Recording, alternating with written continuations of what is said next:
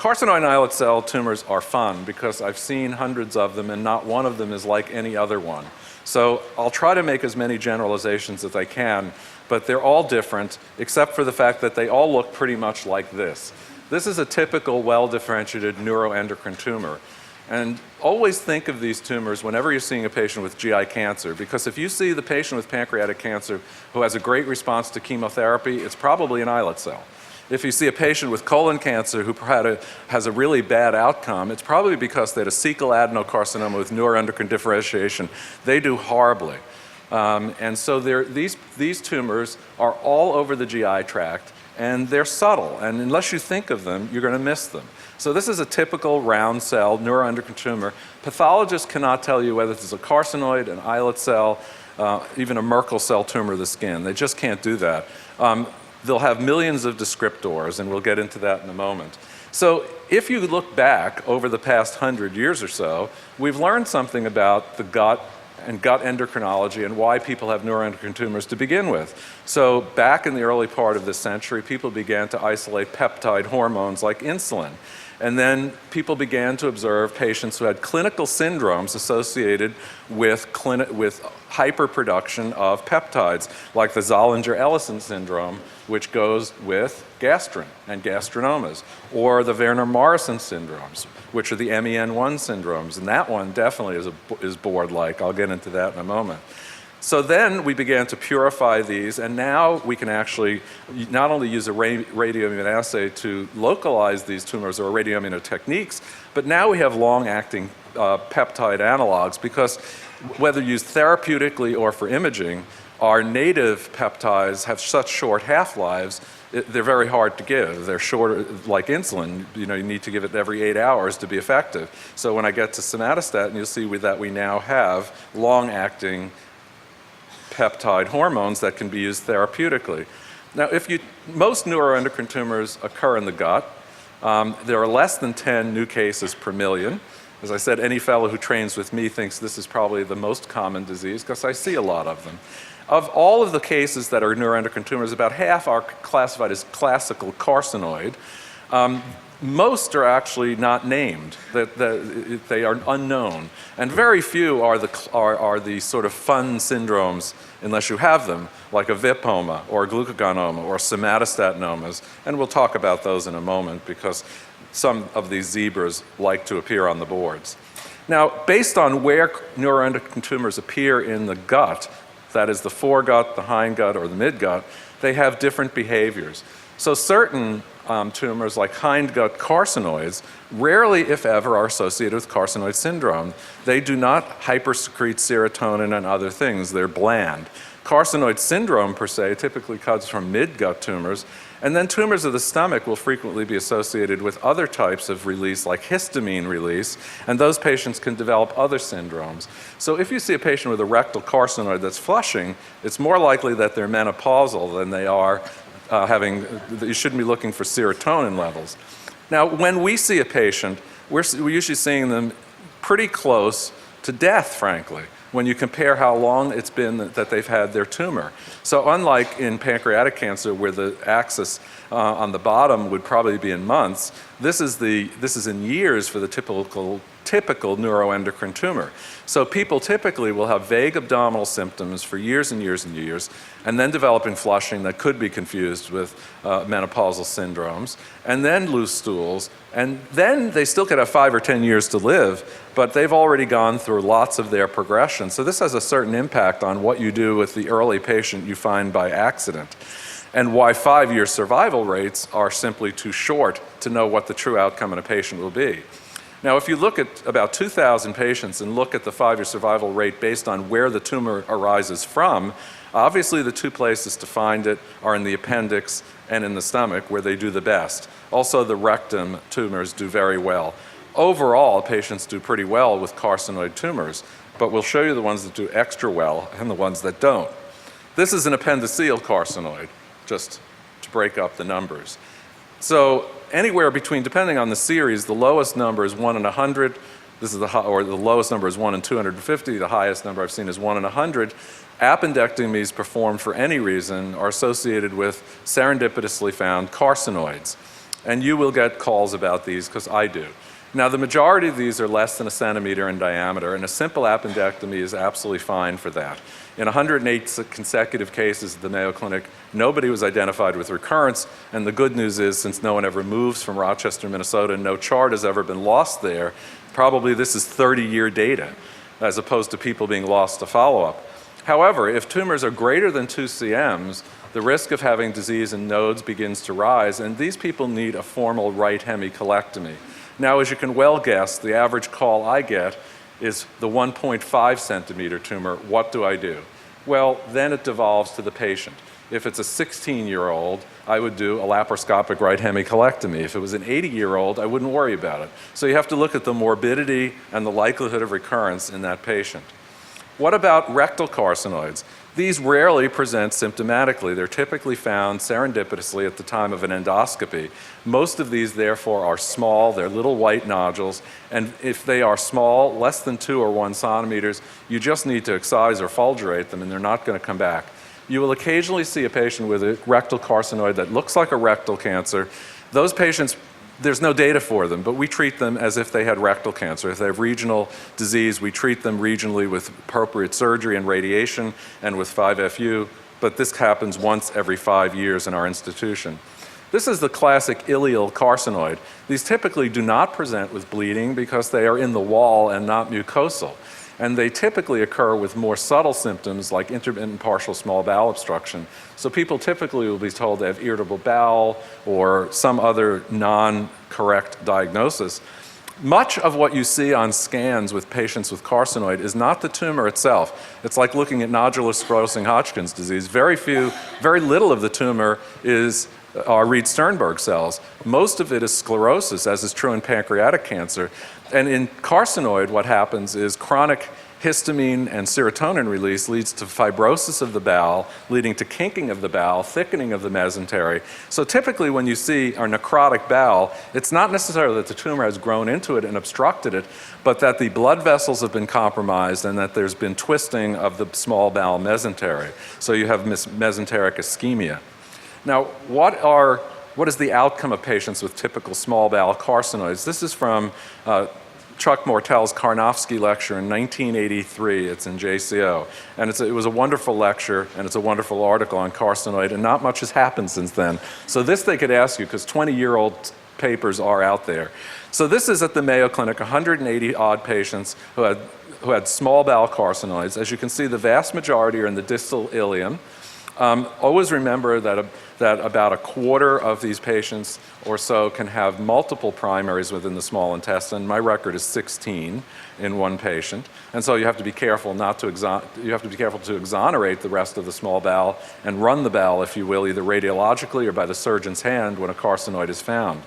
Now, if you break them down, the AJCC does not have a staging system for carcinoid, so it's descriptive. 46 of the patients, about a quarter, were localized to the bowel. So they were stage 1, if you will, or stage 2 in colon terms.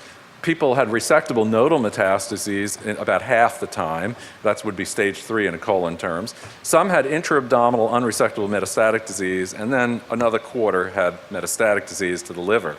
Now, as you would guess, the risk of having lymph node metastases rises with the size of the tumor. And this is why we pick that cut point for when you do a formal appendectomy, for example, in patients with carcinoids of the appendix. So this is important. And if you look at the survival, this is 25-year follow-up from the Mayo Clinic, you can see that the thick line at the top are an age and sex match cohort. If you have patients with localized disease, although some of these people may have recurred, their overall survival is no different from patients who don't have the disease. So obviously, it either recurs not often or late in life and has very little impact on people's lifespan. When you get regional resectable disease, you start to identify a patient population with a somewhat higher risk of recurrence. And then for each patient with hepatic metastases, the 5-year survivorship is about 30% or so. So people do well compared with other malignancies, but some do better than others. What is carcinoid syndrome? Not everyone with carcinoid tumor, as I said, will have the syndrome. And you have to treat a patient according to what is dominant. If bulk disease is dominant, then treating the syndrome may be irrelevant. Conversely, some patients with small tumors have no problems requiring palliation of the bulk disease, but have very flagrant carcinoid syndrome. And this is caused by oversecretion of peptide hormones. This is a sign clearly of advanced disease. This is not an early sign. So the patient that presents with flushing and diarrhea and you can't find a carcinoid doesn't exist. It's not that subtle. It actually is uncommon in carcinoid tumors overall. It's more common in the ileal carcinoids. So this is pretty rare, and it can vary patient to patient. There are lots of peptides associated in hypersecretion. The one we measure is the byproduct of serotonin, which is 5-HIA. Serotonin is probably the cause of diarrhea because if you infuse serotonin into people, they will get diarrhea that looks just like carcinoid. But other things are probably more predominant for the other syndromes, including the flushing syndrome and the cardiac disease that is associated with this tumor. Now, I actually end up measuring chromogranin A levels in the blood rather than serotonin levels because serotonin levels are a little bit like blood sugars. They go up and down fairly frequently. Chromogranin is a little bit more like getting a hemoglobin A1C. So I don't do serotonin levels to follow either response to treatment or progression of disease. I do chromogranin A levels, which correlates very nicely with 24-hour urinary 5-HIA, which is, as you see here, the byproduct on the left at the bottom of serotonin. It's what we measure in the urine. And as I said, none of my patients can do this right, so I do chromogranin levels. So what are the signs and symptoms of carcinoid? The sine qua non are flushing, which is typical, and diarrhea. The diarrhea is not always associated with the level of serotonin or 5-HIA because some diarrhea in carcinoid is due to the fact that patients will have short bowel syndrome from the tumor itself. So if people have flagrant diarrhea, think of other causes other than this. It also tells you that treatment for the disease specifically aimed at lowering peptides may not control diarrhea as well as it does flushing, and that is the case with the long-acting somatostatin analog. People can live with carcinoid long enough to get cardiac valvular disease, and this is a board-type question, is the patient with carcinoid will get two valvular problems. They will get tricuspid regurgitation and pulmonic stenosis, a bad combination. And the clinical diagnosis here is very practical because I had a patient that I spent nearly a year arguing with cardiologists over because a lot of places don't do right heart echoes very well. They can't read right valves as well as left. And this patient had carcinoid that was very stable, but she kept getting signs and symptoms of congestive heart failure, including a large liver and pedal edema, which is, of course, also could be a sign of progression of tumor. So we battled for a long time before she had a cath, which showed that she had very, very significant right-sided heart disease. So the treatment of her tumor was having new valves put in. The mechanism for this is uncertain. It is thought that chronic serotonin exposure on the right side of the heart is bad for the valves, causing both pulmonic stenosis and tricuspid regurgitation. In any case, it occurs, and if you don't think about it, you might attribute the symptoms of heart failure to progression of disease. Now, what are the other major gut neuroendocrine tumors? Well, they're the pancreatic endocrine tumors, aka islet cell tumors. The majority are insulinomas. These are always within the pancreas, and the key here is that behaviorally they are benign tumors, which means that these rarely metastasize. They can, but they rarely do. And so these are frequently found because of hypoglycemia. They're sometimes hard to find, they're so small. Glucagonomas are very rare. You can see the frequency. The second most common is the gastronoma. So we're getting away from names, but this used to be called the Zollinger-Ellison syndrome. In contrast to the insulinoma, many of these will metastasize. So these are a much more malignant tumor. The others are very rare. Most of them begin in the pancreas. One trick in the gastronoma just clinically is that they can arise outside of the duodenum, outside of the pancreas, and seemingly only in nodes around the duodenum. I have 3 or 4 patients like that. Very hard to find. Sometimes you only find them on exploratory laparotomy with intraoperative ultrasound. So these are the two big separations here are the sort of benignish insulinomas that cause hyperglycemia, and then the others that typically behave in a much more malignant fashion. Malignant malignant meaning spreading to other organs with rapid progression, not histologically. And then at least half of all islet cell tumors don't do anything that we can measure. They may be making peptides, but they're not ones that cause syndrome or get measured. Well, how else do we describe these tumors? Importantly, if you're choosing to treat someone or prognosticate for them, probably it's not so important as to what the name of it is, but what it looks like under the microscope. So for example, there are the well-differentiated neuroendocrine tumors that have a benign behavior, that are confined to the pancreas, they're non-invasive, they're not invasive into lymphatics or vessels, and they're small.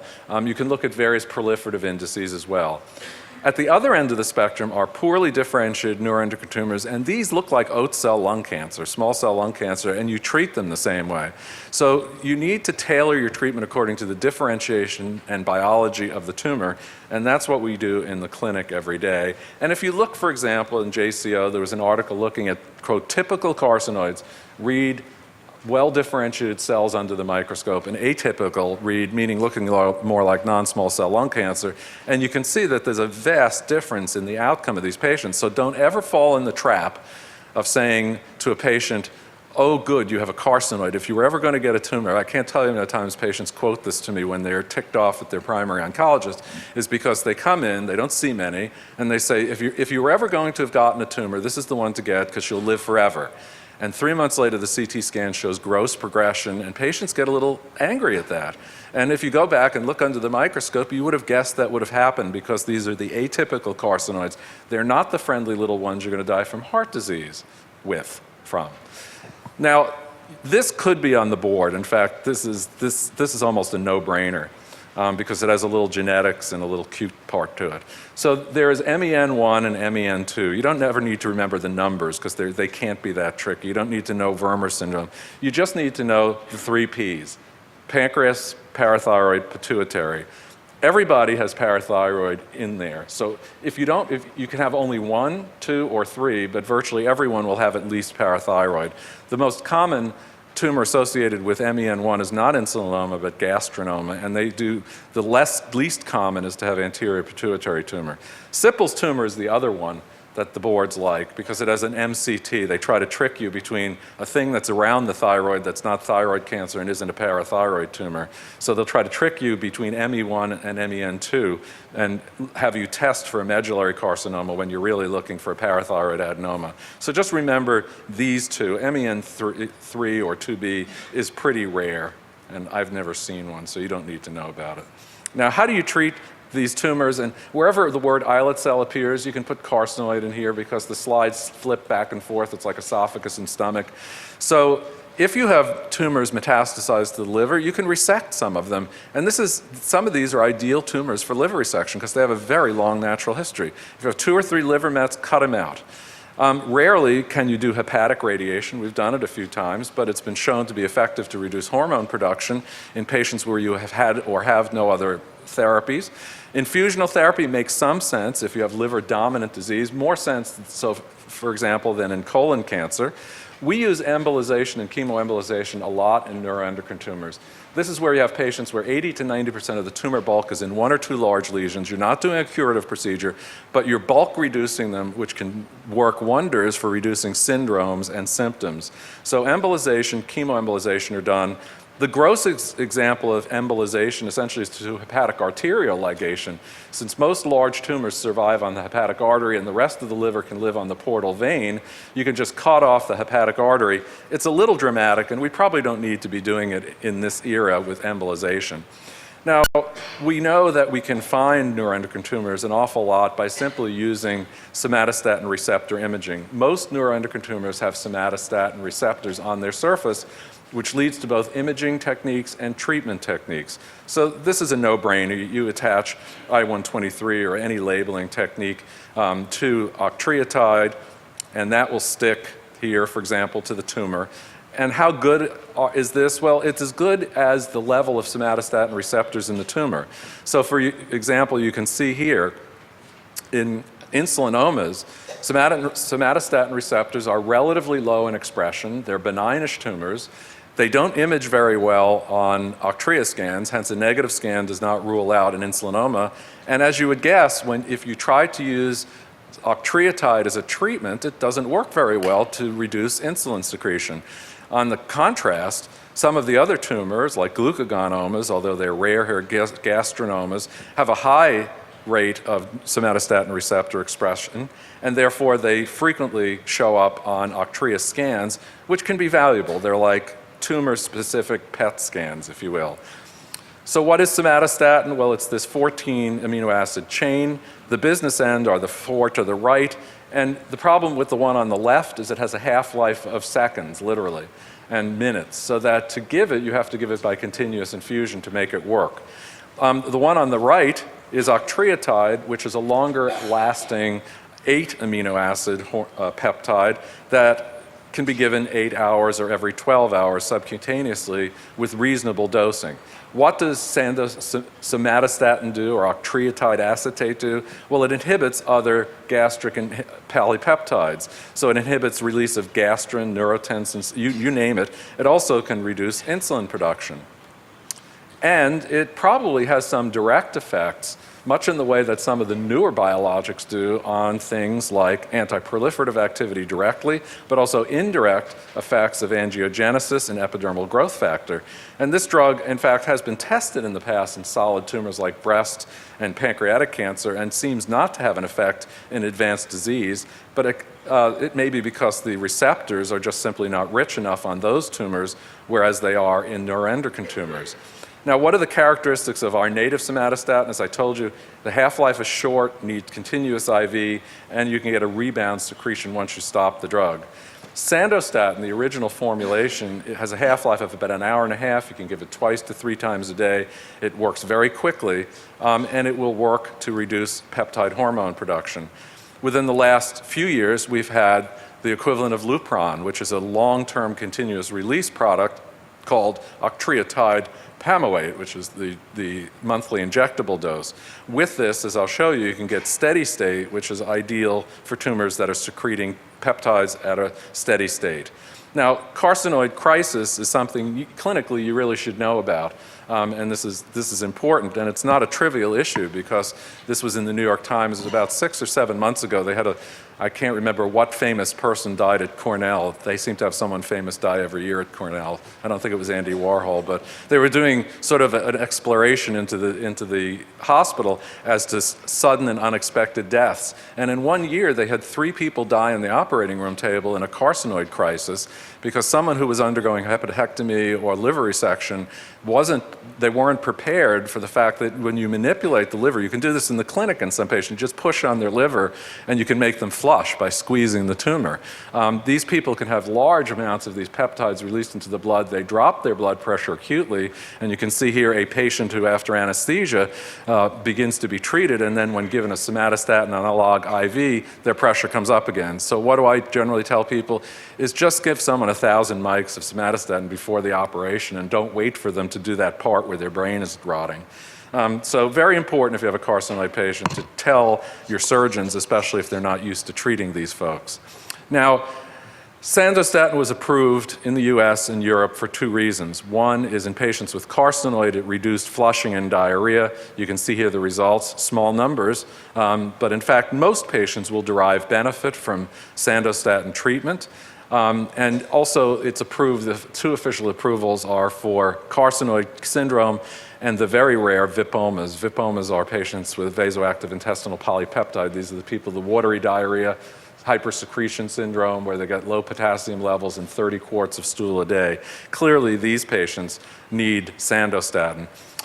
Is this a drug, when given, that has complications? The answer is yes. And the one thing to remember about this is because it decreases intestinal transit time, but also decreases contractility of the bile ducts and gallbladder, there is clearly an increased risk of gallstones in patients with carcinoid.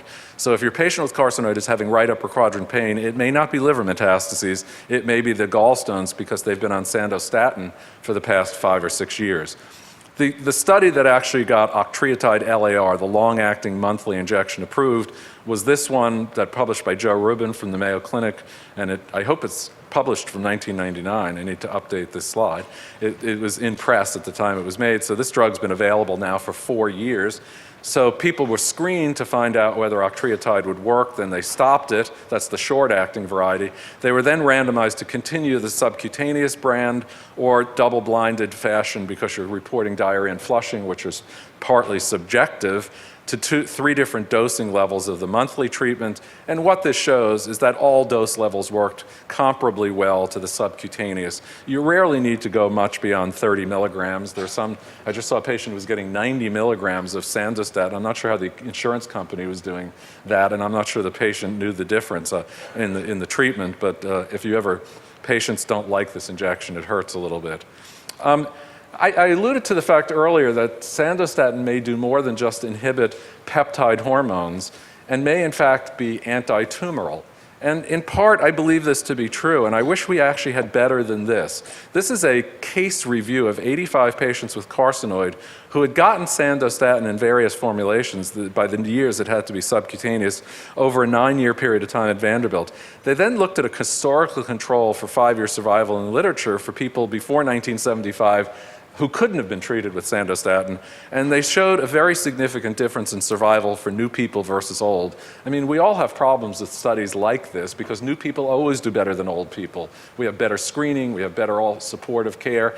The real question is there any series in a fashion where patients got carcinoid, where clearly objective responses have been documented and people have been followed to show that they lived longer, not just because their flushing was better, but because the tumor shrank or was stable? The answer is there are no series, but my personal experience in talking to folks who treat a lot of these is that there are probably some patients who clearly have tumor stabilization on Sandostatin.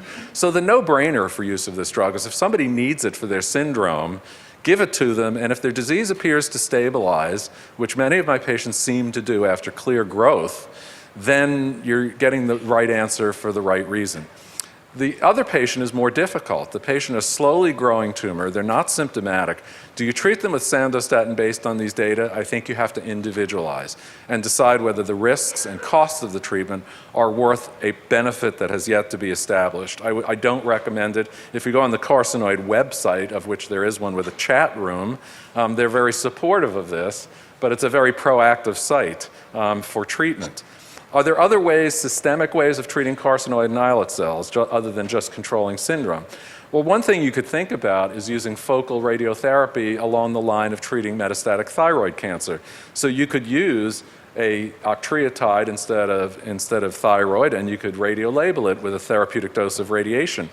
These techniques have largely been limited by a number of factors, including the risk-benefit ratio. That is, no target is specific enough. Thyroid is very specific, but no neuroendocrine target is specific enough to really focalize enough radiotherapy within a tumor.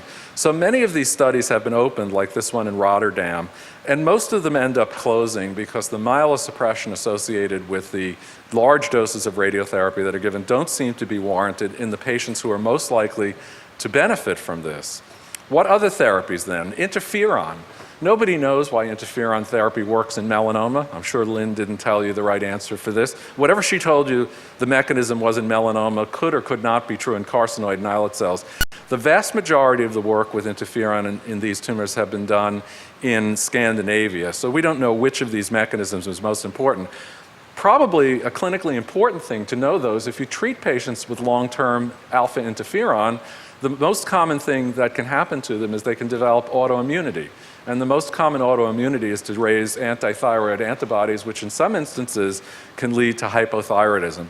So if you have a patient on interferon for any disease for a long period of time, always think of hypothyroidism as one cause of slowing down, if you will. And my anecdote for the afternoon is that I take care of we have different levels, according to my cancer director, of VIPs. Every patient is a VVIP, and this one was a quadruple VIP. So it was metastatic prostate cancer, which I don't usually treat, but he just likes to come and see me. And he could get his Lupron every 4 months, but he likes to come every month to talk. So we have a chat every month. So it's a very nice relationship, and I promised him he'll never die of his disease, and I'm sure that's true. But because his son is at Harvard and thought that he wasn't getting great care, even though he's lived for 14 years with metastatic disease, it was recommended to him that he add ketoconazole to his regimen to control a PSA of 4.7. You can tell I like this. And so this guy started ketoconazole and had all the typical toxicities of it. But most importantly, this man who was a bon vivant and traveled the world was slowing down and getting depressed and was really getting anxious about life. And I said, I think you need to see a shrink because I think maybe you need some help here dealing with these things that are associated with aging and worrying about dying of a disease that you're not going to die of. So I sent him off to a geriatric psychiatrist whose consult was totally crazy, except for suggesting a T4 and TSH. And his TSH level came back this morning at 99.9, and his T4 was 0.9. So my first call was to an endocrinologist this morning on my patient with prostate cancer. So maybe that's why his tumor is so slow. I don't know whether it's good to feed it or not. I do remember that you can't give full doses right up front, and I'm certainly not going to do that in someone because of precipitating Addisonian crisis. I'm certainly not going to do it in someone who's already on ketoconazole. In any case, I do remember internal medicine. So in any case, you can combine octreotide and interferon.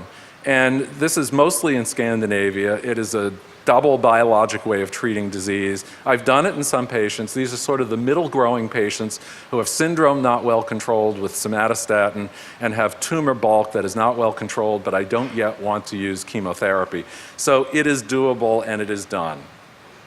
Does chemotherapy work in carcinoid and islet cells? Sometimes. For the very reason that these tumors let people hang around a long time, it's a little bit like treating CLL. It's very hard to understand what the late effects of treatment are going to be or why you're treating. The largest study ever done in metastatic carcinoid tumors, this one from the ECOG, as you can see, it started 22 years ago, and I picked up these patients when I was the study chair, when the study chair moved back to Germany, actually, and some of these people are still having survival data sent in, which tells you the natural history of the disease. These were people who were felt to have significant symptomatic or progressive disease. Now, if somebody went on study 23 years ago and is still alive, somebody jumped the gun on chemotherapy. But they were assigned to either get 5-FU and a drug called streptozocin. At the time that it was started, it was streptozotocin. Now it's streptozocin. Hardly any of you will use it or will have used it. So streptozocin does work in neuroendocrine tumors, and it's a historical saddle that we have from the Mayo Clinic. They liked the drug. They saw a lot of patients. They used this regimen, ergo it went into this trial. The other regimen was 5-FU and adriamycin, based on the fact that adriamycin was available and was associated with responses. The other drug was DTIC, used in melanoma, and the reason, believe it or not, it was used in this trial and in carcinoid is because under the microscope, melanomas and neuroendocrine tumors look a little bit alike, and they have certain background features that are alike. And so the clinicians decided to use the same drug that was used in melanoma then and still today. In any case, if you look at the left side for the randomized group of patients, the response rates were low. Well, this is not surprising. These are slow-growing tumors, so seeing classic 50% reductions in size of tumors or in biochemical markers was pretty uncommon. Interestingly enough, survival trended toward benefit for the group that got 5-FU and strep, and actually a relook at the data recently shows that this is now a statistically significant survival advantage for 5-FU and strep. So there's a disconnect here between response and survival, but that's not surprising, and I think you'll get a little smell of that in Jim's lecture on pancreatic carcinoma, excuse me, another tumor where response is hard to see. So I use 5-FU and strep maybe 2 or 3 times a year, and it works. The other chemotherapy regimen that has been tested, and this is in islet cell tumors, is adriamycin streptozocin. This is the original ECOG schema. And so this is a 3-arm study in islet cell tumors comparing 5-FU and strep to adriastrep, and then a third arm of a drug you'll never get to use, chlorazotocin, which was a pretty good drug, actually, and I gave the first dose of it as a fellow at Georgetown at like 1 milligram per meter squared, so it's no wonder the patient didn't respond in a phase 1 trial, compared to the usual dose, which was Q7 weeks. This is a nitrosourea drug. It's related to methyl CCNU and others. So if you look here, chlorazotocin actually had a decent response rate, but the best result in terms of response was a 70% response rate for advanced islet cell tumors with adria-strep. 14% of these were complete responses. So this was published in the New England Journal about 10 or 15 years ago. And there was also a survival advantage. And so if you have to ask, is there a standard therapy? I don't know whether they'd ever want to, but it would be adria-strep. based on good, solid clinical evidence and 1 randomized trials. Since then, there have been no randomized trials in this disease. So you're stuck with 5-FU strep for carcinoid, Adria strep for islet cells. The truth is that the last slide that I have is that you have to look at the differentiation of the tumor to decide how you're going to treat patients. And the quandary always is, in the well-differentiated carcinoids, they frequently don't need therapy, so it's not an issue. In the highly aggressive ones, the anaplastic ones, these are not 5-FU Adria strep patients. These are patients that you should treat like a small cell lung cancer. So if you look at the Mayo Clinic series, the treatment for small cell lung cancer in 1991 was platinum VP16. You could use any regimen. I frequently use Taxol CPT11. It really depends on the patient, and they will respond. If they have low, intermediate level disease, I usually use 5-FU strep or Adria strep, and if they have low level disease, they shouldn't be getting chemotherapy at all. So mostly the best answer I can give to you is, because of the numbers of patients I see and the number you'll be seeing, instead of looking in the book, just call me and I'll tell you what to do. And you know I will. Thanks.